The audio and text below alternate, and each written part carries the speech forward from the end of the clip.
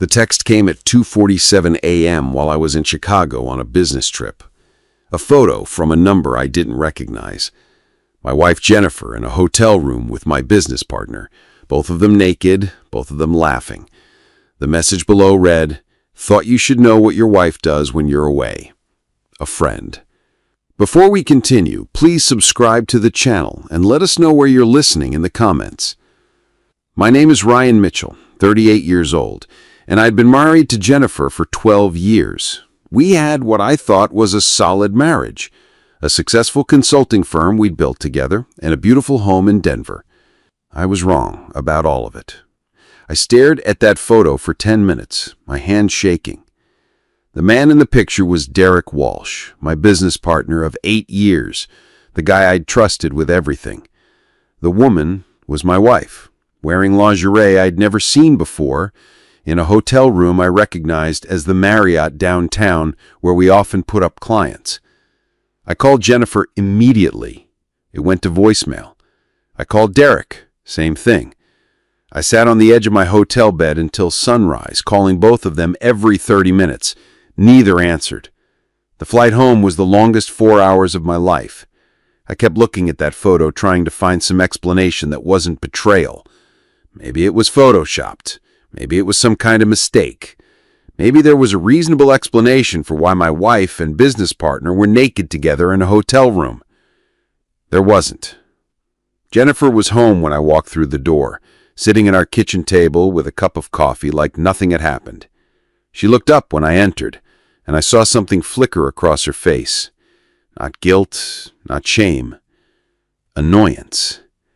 "You're home early," she said. I set my phone on the table, the photos still displayed. "Want to explain this?" Jennifer glanced at the screen and her face went pale, but only for a second. Then she straightened up, crossed her arms, and said the words that would destroy her life. "It was just a mistake, Ryan. It didn't mean anything." Just a mistake, like she'd forgotten to pick up milk from the store, like she'd accidentally double-booked a meeting. Not like she'd been having an affair with my business partner in a hotel room we paid for with company money. "How long?" I asked. "It doesn't matter. It's over now." "How long, Jennifer?" She sighed like I was being unreasonable. 6 months, maybe 7. But it's done, okay? It was just physical. It didn't mean anything. 6 months, while I was working 60-hour weeks to build our business. While I was traveling to meet clients and secure contracts, while I was planning our anniversary trip to Italy. And Derek? He feels terrible about it. We both do. But we can move past this if you stop being dramatic about it. Dramatic. I was being dramatic about my wife's affair with my business partner. That's when I noticed something else. Jennifer wasn't wearing her wedding ring. I looked around the kitchen and saw boxes stacked by the back door, suitcases in the hallway. "Are you leaving?" "I think we need some space to figure things out." She said, "I'm going to stay with my sister for a while." "Figure what out?" "Whether this marriage is worth saving." I stared at her. "You cheated on me with my business partner for 6 months, and you're questioning whether the marriage is worth saving?"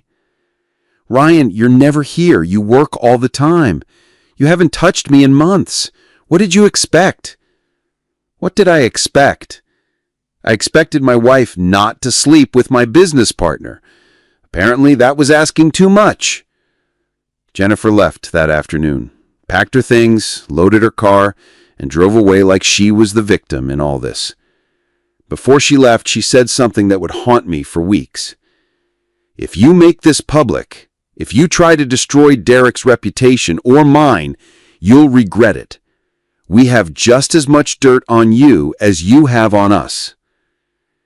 I had no idea what she meant by that. I'd been faithful our entire marriage. I'd never done anything that could be used against me. But Jennifer's threat felt real, dangerous. That night I called my lawyer, Tom Bradley, and told him everything. Tom had handled our business incorporation and some real estate deals. He was a straight shooter, no nonsense. Ryan, I need to ask you something, and I need you to be completely honest. Have you ever done anything that could be used against you? Any affairs, any financial improprieties, anything? Nothing, I said. I've been completely faithful, completely honest in all my business dealings. Then what could she be referring to? I had no idea, but I was about to find out. The next morning, I went to the office. Derek was already there, sitting in the conference room with Jennifer and a man I didn't recognize. When I walked in, the stranger stood up and introduced himself. "Mr. Mitchell, I'm James Crawford, Miss Mitchell's attorney. We need to discuss the dissolution of your business partnership and marriage." "Dissolution?" Derek finally spoke up. "Ryan, we think it's best if we part ways, both personally and professionally." I looked at Jennifer. "You're divorcing me?" "We're filing today," Crawford said. "We're also initiating proceedings to dissolve the business partnership." I felt like I'd been punched in the stomach. "On what grounds?" Crawford smiled. It wasn't a pleasant smile. "Adultery, for starters. We have evidence of your affair with your secretary, Amanda." My secretary, Amanda, was 55 years old, married and had grandchildren. The idea that I was having an affair with her was absurd. "That's ridiculous," I said. "We have photos," Jennifer said, "hotel receipts, credit card records showing you paid for rooms when she was traveling with you." I thought about it. Amanda had traveled with me on business trips. We'd stayed in the same hotels because she booked the accommodations, but separate rooms, separate floors when possible. There was nothing inappropriate about it. "Those are business trips," I said. "Amanda is my assistant." "The photos tell a different story," Crawford said, sliding a folder across the table. I opened it and felt my blood run cold. The photo showed me and Amanda entering hotel elevators together, sitting together in restaurant booths, walking side by side through hotel lobbies. Taken out of context, they could look suspicious to someone who didn't know the truth. But that wasn't the worst part. The worst part was that I recognized the photography style. The angles, the lighting, the composition, these weren't candid shots taken by a private investigator. These were professional photos, carefully staged and edited. "You set this up," I said, looking at Jennifer. "You orchestrated this." "I documented what I observed," she replied coolly. "When?" "Over the past year. Every time you traveled with Amanda, I followed. Every time you had dinner meetings, I was there. Every time you stayed in the same hotel, I got proof." I realized what had happened. Jennifer hadn't just been cheating on me for 6 months. She'd been planning this for over a year. The affair with Derek wasn't a mistake or a moment of weakness. It was part of a calculated plan to destroy me and take everything we'd built together. "What do you want?" I asked. Crawford pulled out another document. "Full ownership of the consulting firm, the house, half of all personal assets, and a non-disclosure agreement preventing you from discussing the circumstances of the divorce or business dissolution." I looked at the numbers. They wanted everything. The business we'd built together, worth over $2 million. Our house, worth $800,000. My retirement accounts, my investments, everything. And if I don't agree? "We release the photos and our evidence of your affair to your clients, your professional network, and the local media. Your reputation will be destroyed." I understood now. This wasn't about Jennifer's affair or Derek's betrayal. This was about money. They'd been planning to steal my business and my assets, and they had spent years manufacturing evidence to justify it. "I need time to think about this," I said. "You have 48 hours, Crawford replied. I left that meeting in a daze. Jennifer and Derek had outmaneuvered me completely. They had fake evidence of an affair that never happened, and they were using it to steal everything I'd worked for. But they'd made one crucial mistake. They'd underestimated me. I called Tom Bradley and told him what had happened. "They're trying to blackmail you," he said. "This is extortion." "Can we prove that?" "Maybe, but first we need to understand what we're dealing with. I'm going to hire a private investigator to look into Jennifer and Derek's relationship. If they've been planning this for a year, there might be evidence we can use." The investigator was a woman named Sarah Chen, former FBI agent turned private detective. She was thorough, methodical, and expensive, but she was worth every penny. Within a week, Sarah had uncovered the truth. Jennifer and Derek's affair had been going on for 2 years, not 6 months. They'd been using company credit cards to pay for their hotel rooms. They'd been embezzling money from the business to fund their relationship. And they'd been planning to force me out of the company from the beginning. But that wasn't the most damaging discovery. The most damaging discovery was that Jennifer had been recording our private conversations for months, including therapy sessions where we'd discussed our marriage problems. She'd been building a case file against me, documenting every argument, every moment of frustration, every time I'd raised my voice. She'd also been manipulating our joint accounts, moving money to accounts I didn't know about, setting up the financial framework for the divorce before she'd even filed. "This is a criminal conspiracy," Sarah told me. "They've committed embezzlement, fraud, and extortion. We have enough evidence to send them both to prison." But I had a better idea. If Jennifer wanted to make this public, I'd give her exactly what she asked for. I spent the next month gathering evidence. Every email, every financial record, every photo, every document that showed the truth about Jennifer and Derek's conspiracy.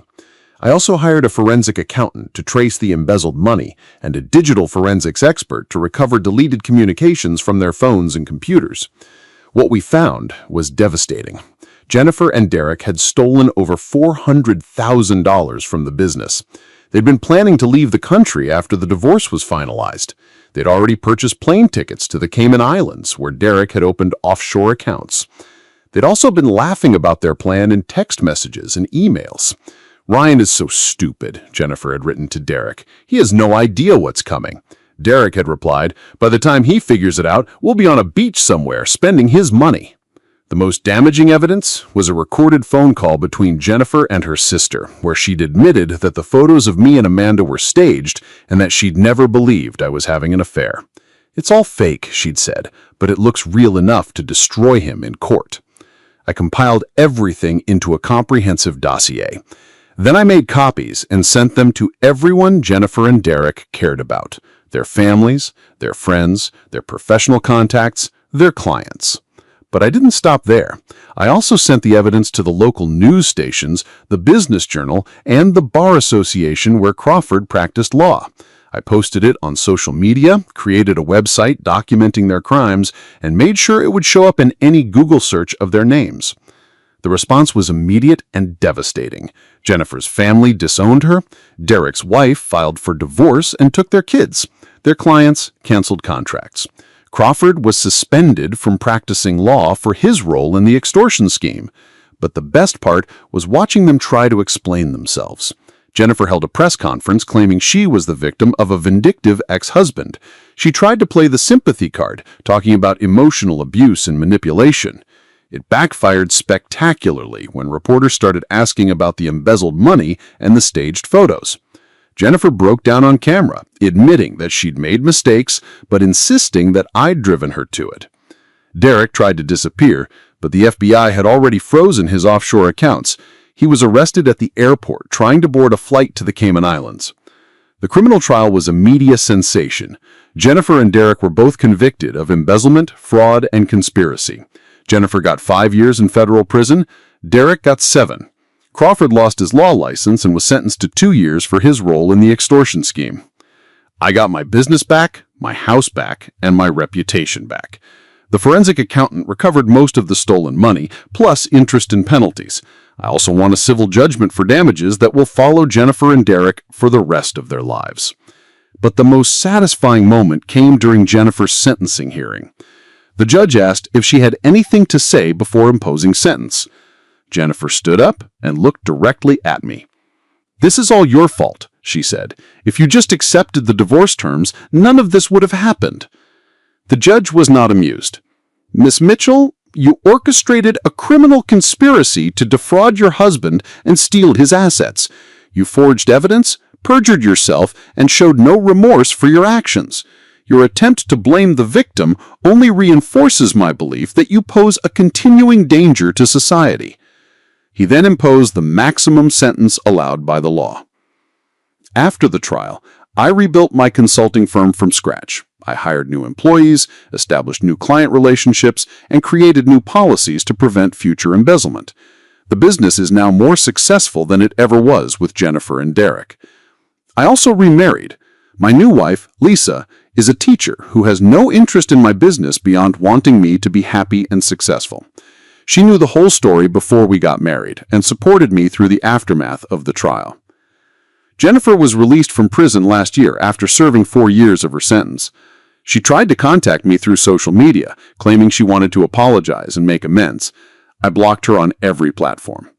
I heard through mutual acquaintances that she's working as a waitress in Phoenix, living in a studio apartment, and struggling to rebuild her life. Derek is still in prison and will be for another 2 years. Sometimes people ask me if I feel bad about destroying Jennifer's life so completely. The answer is no. She made her choices. She chose to cheat, to steal, to lie, and to try to destroy me. I simply made sure the truth became public. Jennifer said her affair was just a mistake, but it wasn't a mistake. It was a calculated decision to betray our marriage, steal our business, and ruin my life. The only mistake was thinking she could get away with it.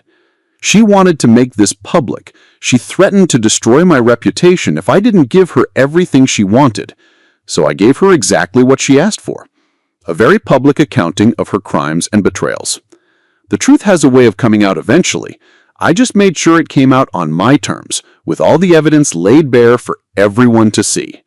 Jennifer thought she was playing chess while I was playing checkers. She was wrong.